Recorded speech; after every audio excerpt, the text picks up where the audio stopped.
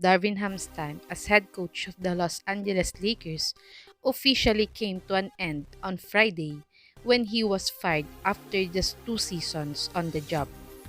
Though necessary given his lackluster performance, the move was still somewhat surprising given the circumstances surrounding his hiring. The job was only available for Ham in the first place because Frank Vogel, who led the Lakers to the 2020 championship, was himself ousted in 2022. Vogel's downfall was his failure to successfully integrate Russell Westbrook into the Lakers roster. Well, who traded for Westbrook? It was the front office, led by Rob Pelinka and Kurt Rambis, who escaped the Westbrook trade unscathed. They proceeded to hire Ham.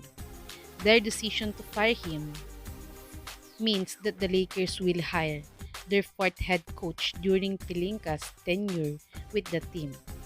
With the search now beginning, here are the official and top candidates for the Los Angeles Lakers head coaching job next NBA season. Top 6. Rajon Rondo.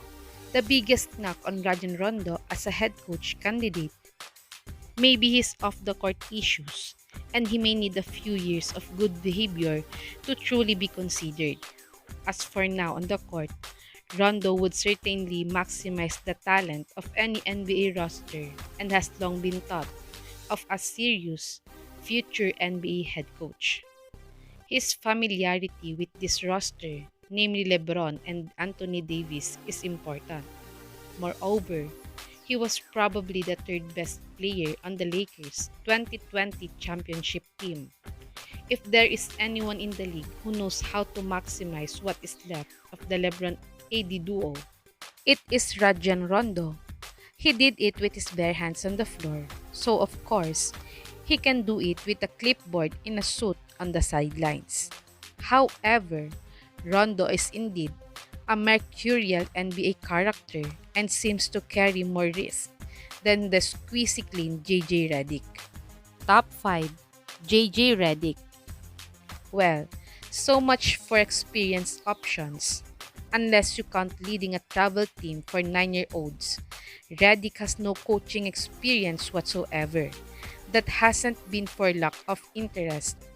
Joe Mazzulla has said publicly that he tried to hire Redick onto his Boston Celtics staff. The Raptors interviewed Redick for their head coaching job last offseason. The Hornets have done so this offseason, and with that job open, there's a chance he gets it. Redick's work as a broadcaster has been widely praised.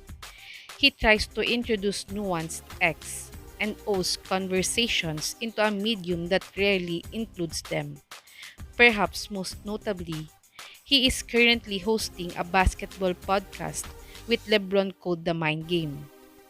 His lack of experience and Laker ties likely makes him a lower-end candidate here, but he's going to be an NBA coach someday, and he seems to have LeBron's approval. That counts for something. Top 4. David Adelman. The Lakers have lost 12 of their 13 losses against the Nuggets. Beating Denver is going to be a necessity if the Lakers plan to make a real championship push in the next few years. So why not gain some institutional knowledge on Denver while weakening the Nuggets at the same time by hiring away their top assistant? Adelman has drawn credit for his role in designing Denver's elite offense. His father, Hall of Famer Rick Adelman, was an offensive genius as well, so it seems to run in the family. Adelman has interviewed for head coaching jobs in the past, and several coaches with ties to Michael Malone, including Chris Finch, Wes Unseld Jr., and Jordi Fernandez, have gotten jobs recently. It seems like Adelman is next in the line. The Lakers would likely prefer not to hire a first-timer, but Adelman's expertise against Denver might make him a worthwhile exception. Top 3. Ty Lue. Let's start with the obvious. Ty Lue is currently employed. The Clippers would likely prefer it if he didn't coach their crosstown rivals. The exact terms of his contract are unknown. When the Clippers hired him in 2020, they reportedly did so with a 5-year contract. He is known to have signed an extension, though Steve Ballmer has signed a previous coach to an extension without the press immediately getting wind of it. So it's possible that Blues Clippers' future is secure. Coaching contracts typically include team options on the final year, and Luz was no exception. That option was reportedly picked up last off-season. But coaches of Luz Itature practically never coached through contract years, which is what next year would be one way or another. Clarity on his role with the Clippers is coming in the near future. James has spoken glowingly about Lou in the past. The Lakers botched their last attempt to hire him in 2019 when they were reportedly only willing to give a 3-year deal and wanted control over his coaching staff. The Lakers, more so as like coming to coach LeBron. Lou said in a 2022 interview in ESPN, "No, I'm coming to win. I just didn't think I was treated fairly.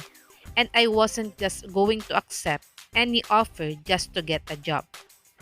Time and a big enough contract heals all wounds. If Lou is available, he is the best coach on the market and the one likeliest to work well with James. The Lakers will let his situation with the Clippers play out before making a decision. But if they have their duties, Lou would certainly be among their top choices." Top 2. Phil Handy. When there were rumors surrounding Ham's job security during the season, Handy, according to the Athletics' Shams Charania, was viewed as the likely replacement. The Lakers value him so much for his developmental acumen that they kept him on Ham's staff even after Vogel, who hired him in 2019, was axed. Handy himself has spoken of his desire for a shot at a head coaching shot, but it doesn't seem as tough he factored seriously into the 2022 search to replace Vogel.